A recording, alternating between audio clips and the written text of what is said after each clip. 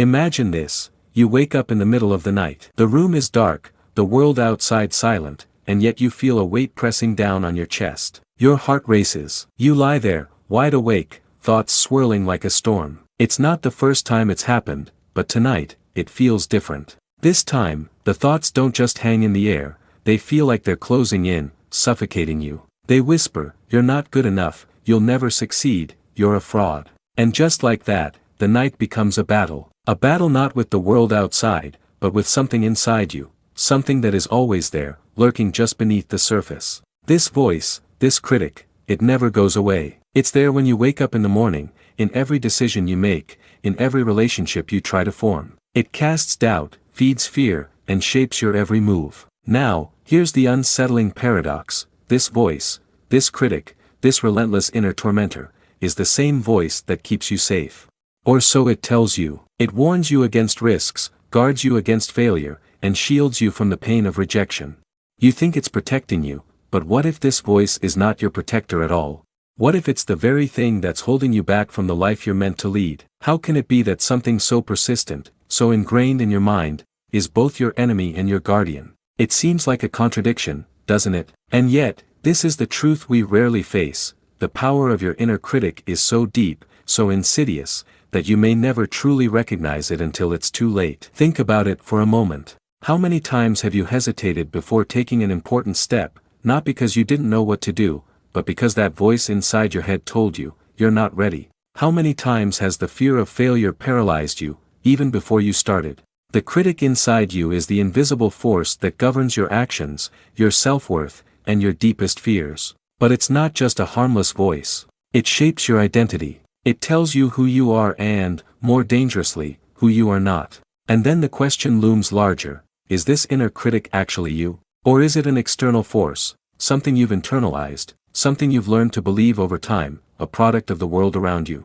And if it isn't really you, how do you distinguish your true voice from the one that tells you you're not enough? The paradox only deepens. In our society, we are taught to silence the voices of doubt, to push past fear and discomfort. But we're also taught to listen to them, to heed their warnings, to follow their instructions for self-preservation. And so, we are caught in a cycle. A cycle where the very thing that could propel us forward is also the thing that holds us in place. Where our greatest potential lies just beyond the reach of our self-imposed limitations. You've probably heard the advice: listen to your inner voice. But whose voice are you really listening to? Is it the voice of reason, or the voice of fear?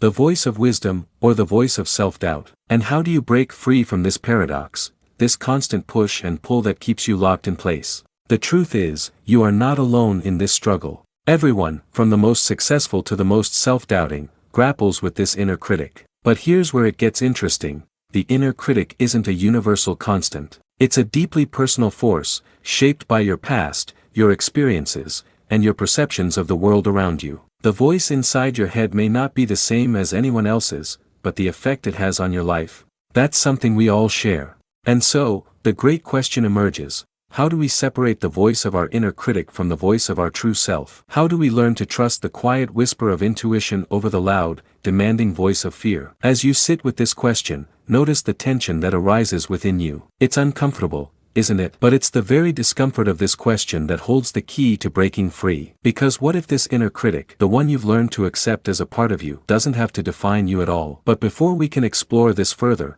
we must understand the psychological and philosophical roots of this inner critic. Why does it exist in the first place? How did it come to hold such sway over our lives? Why does it persist, even when we try to silence it? The answer lies deep within the history of the human mind, and to unravel it, we must venture into the darkness, the place where our deepest fears, regrets, and desires are born. Stay with me, because understanding the hidden problem will be the first step toward reclaiming your true voice. To understand the power of your inner critic, we need to peel back the layers of history, psychology, and philosophy that have shaped this voice inside your head. It's not just a random collection of negative thoughts, it is the product of centuries of human evolution, societal conditioning, and psychological wounds. At the core, your inner critic is deeply connected to the very nature of your mind. Human beings have evolved to be hyper-aware of threats, dangers, and anything that might endanger their survival. In our evolutionary past, the voice of self-doubt and fear served as an essential survival mechanism. It warned you when to avoid a dangerous situation, to step back from risk, to be cautious. But now, in the modern world, this same voice, though initially beneficial,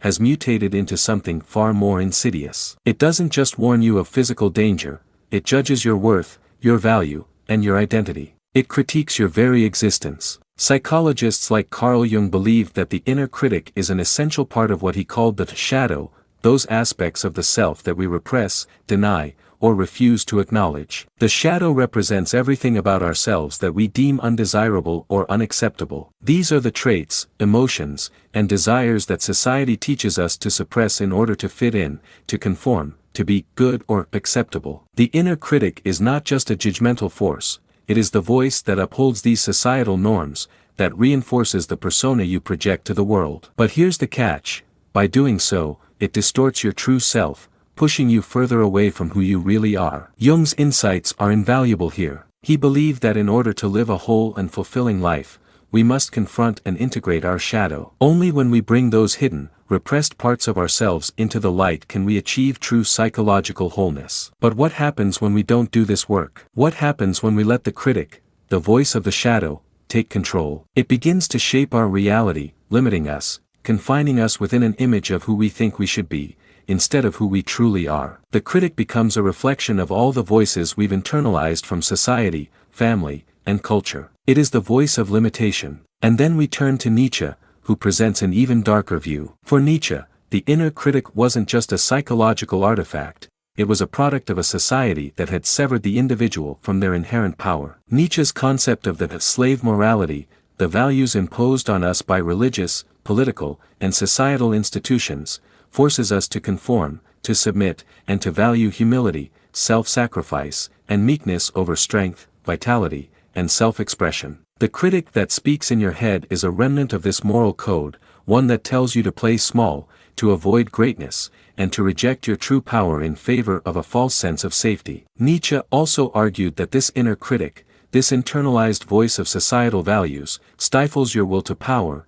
the very drive that pushes you to transcend your limitations, to create your own values, and to live authentically. The critic is not just a voice of caution, it's a voice of repression. It tells you that you are not worthy of greatness, not deserving of success, not strong enough to claim your own life. But the inner critic is not merely the voice of society, it is also rooted in something more personal. The philosopher Arthur Schopenhauer saw the human condition as inherently tragic, driven by a will to live that is often thwarted by the harsh realities of existence. In this view, the inner critic represents a constant struggle, a manifestation of your will's inability to achieve its desires. The critic becomes the voice that constantly reminds you of your failures, your imperfections, and your inability to shape the world as you want it. It speaks from a place of existential frustration, of the relentless desire for meaning in a world that offers none. In Schopenhauer's view, this inner turmoil is inevitable. Human beings are condemned to desire without fulfillment, to strive without ultimate satisfaction. This existential crisis, however, is not a unique phenomenon. It's something we all share. In fact, Jean-Paul Sartre's existentialism proposes that the root of this critic lies in our awareness of our own freedom. Sartre famously said, "Existence precedes essence," meaning that we are not born with a predefined purpose, but instead, we must create our own meaning in life. The critic emerges in this freedom, in the overwhelming responsibility of choosing who we are and what we will become. The critic, in essence, is the voice of our anxiety over the choices we must make. It is the fear of failure, the fear of not living up to the weight of freedom. Sartre's existentialism compels us to accept the burden of this freedom, but the inner critic twists it into a prison, turning your choices into a series of judgments about your inadequacy. But the origins of the critic do not stop in the minds of great philosophers. They stretch far beyond the individual, rooted deeply in the very fabric of modern society. Aldous Huxley, in Brave New World, warned of the dangers of a society that conditions individuals to conform to a set of prescribed values. In Huxley's dystopia, people are constantly distracted, numbed by pleasure and consumption, their true desires and identities lost in the flood of societal expectations. In our own world, The pressure to conform to idealized standards of beauty, success, and happiness feeds the critic within us. The critic is no longer just a voice in your head, it is a mirror reflecting the unrealistic ideals presented by social media, advertising, and the endless pursuit of perfection. It is a product of a world that teaches us to measure our worth by comparison, not by individuality.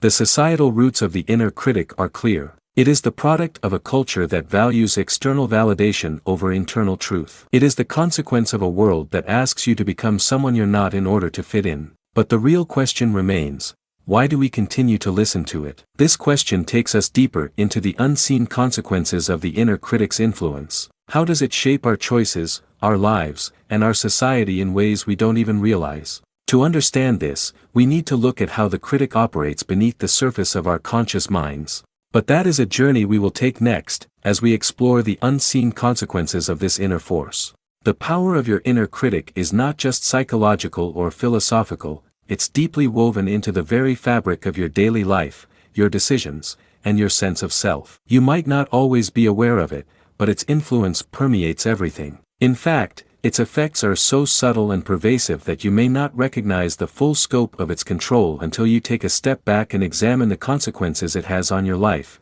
your relationships, and your potential. The inner critic shapes more than just your thoughts. It shapes your actions, your behavior, and ultimately, your reality. How does it do this? The answer lies in the psychological mechanisms that govern human perception and decision-making. The inner critic feeds off cognitive biases, mental shortcuts that the brain uses to make sense of the world. These biases distort reality, making you see things not as they are, but through the lens of self-doubt, insecurity, and fear. One of the most common cognitive biases that the inner critic exploits is the confirmation bias. This is the tendency to search for, interpret, and remember information in a way that confirms our pre-existing beliefs. If you've internalized the idea that you are not good enough, that you will fail, or that you're unworthy of success, your mind will naturally seek out evidence to confirm those beliefs. It will amplify every small mistake, every rejection, every criticism, and turn them into proof of your inadequacy. The critic tells you that these experiences are not just isolated incidents,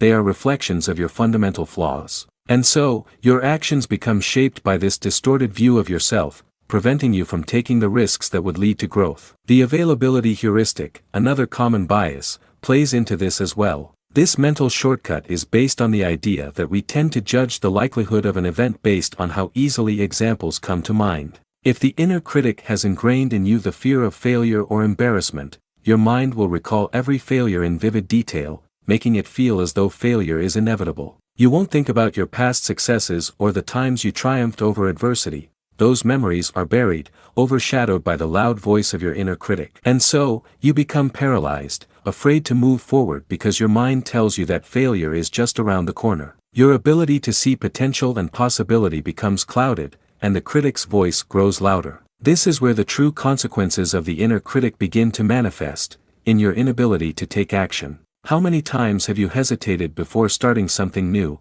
not because you didn't have the skills or knowledge, but because that voice in your head told you it was pointless? How often have you procrastinated, waiting for the perfect moment, because you were afraid of making a mistake? This hesitation is the hallmark of the inner critic at work. It convinces you that failure is not just possible, but inevitable, and that you are not capable of achieving anything worthwhile. But the consequences go even deeper. The inner critic doesn't just limit your potential, it dismantles your sense of self-worth. This voice, which you might have believed was offering you protection, is actually chiseling away at your very identity. It tells you that you are not worthy of love, of success, of happiness. It judges you constantly, amplifying your flaws and silencing your strengths. And over time, this repeated self-criticism leads to a phenomenon called learned helplessness. You begin to feel that no matter what you do, you will never be good enough. The critic convinces you that your efforts are futile, that your dreams are unattainable, and that you should settle for less than you deserve. You start to believe that you cannot change,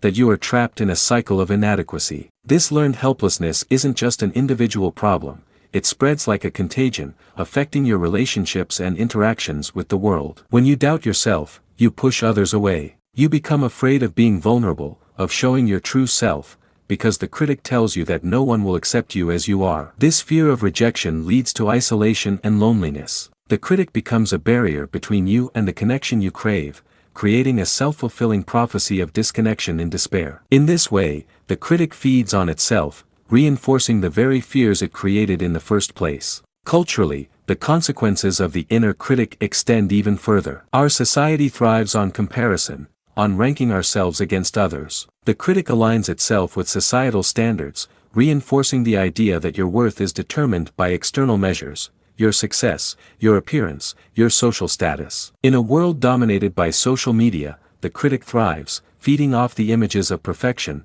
success, and happiness that others project. The more you compare yourself to others, the more your critic whispers that you're not measuring up. This constant comparison only deepens feelings of inadequacy, feeding the cycle of self-judgment and self-doubt. Instead of celebrating your unique path, you end up chasing a phantom ideal that was never meant for you in the first place. The most dangerous consequence, however, is not just how the critic impacts your self-worth or your relationships, it's how it robs you of your potential. The critic convinces you that you can't achieve your dreams, that you aren't capable of greatness. But the truth is, the critic doesn't have any actual power. Its power comes from the belief you give it. It thrives because you listen to it, because you allow it to control your actions, your emotions, and your identity. But what if this was all a lie? What if the critic wasn't a reflection of your truth, but a distortion of your potential? What if everything you've been told by this voice, the fear, the doubt, the judgment, was nothing more than a mirage, an illusion designed to keep you trapped? The reality is that breaking free from the power of the inner critic is not a simple task. It requires more than just positive thinking or willpower. It requires a fundamental shift in how you perceive yourself and your world.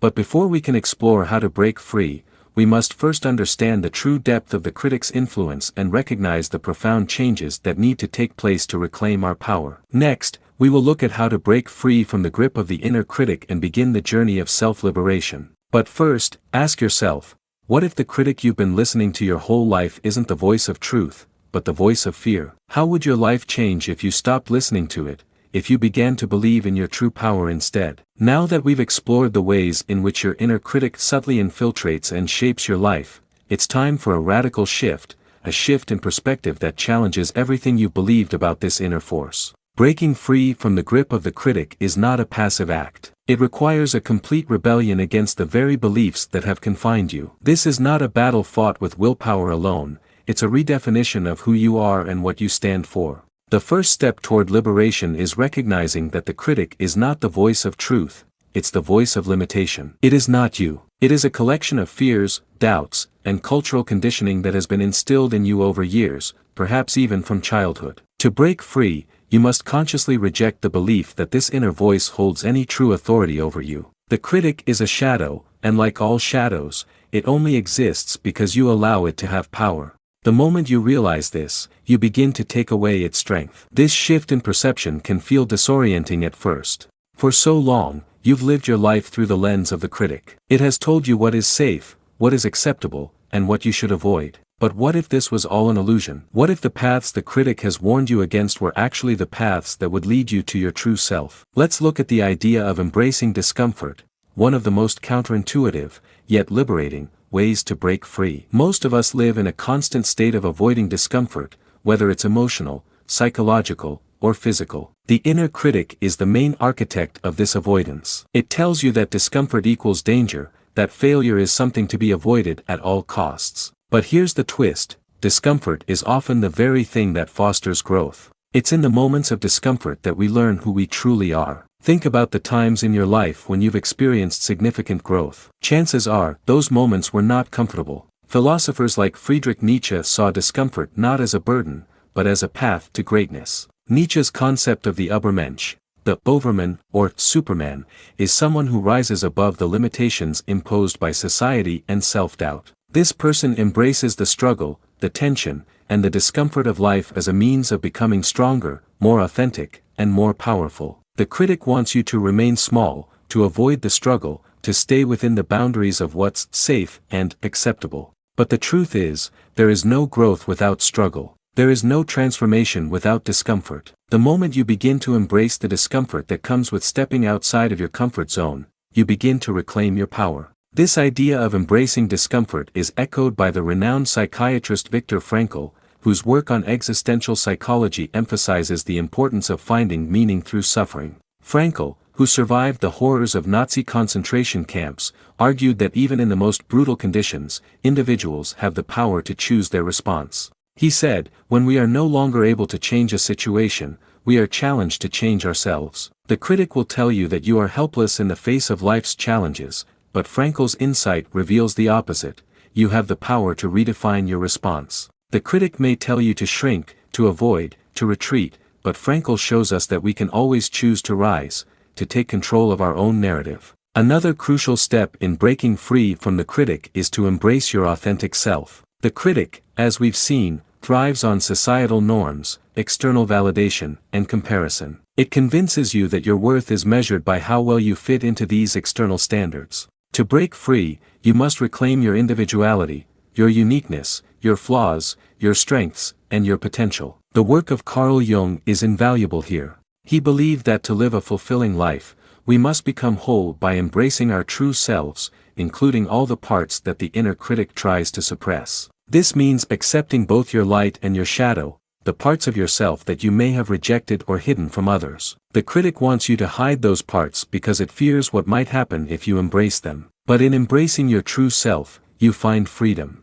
You stop living according to someone else's rules, and instead, you create your own path. Breaking free from the critic also requires a radical shift in how you view failure. The critic sees failure as a sign of inadequacy. It tells you that failing means you are not good enough, that you will never measure up. But in truth, failure is an inevitable part of growth. Every person who has achieved greatness, whether in the arts, science, or personal development, has failed repeatedly. Failure is not the enemy, it is the teacher. It shows you where you need to improve, where you need to grow, and where you need to evolve. What if you started to see failure not as something to avoid, but as something to embrace? What if you viewed every failure as a step toward success? Think of the countless innovators, philosophers, and artists who have faced monumental failure before achieving greatness, people like Thomas Edison, who famously said, "I have not failed. I've just found 10,000 ways that won't work." This shift in perspective, seeing failure as a necessary part of the process,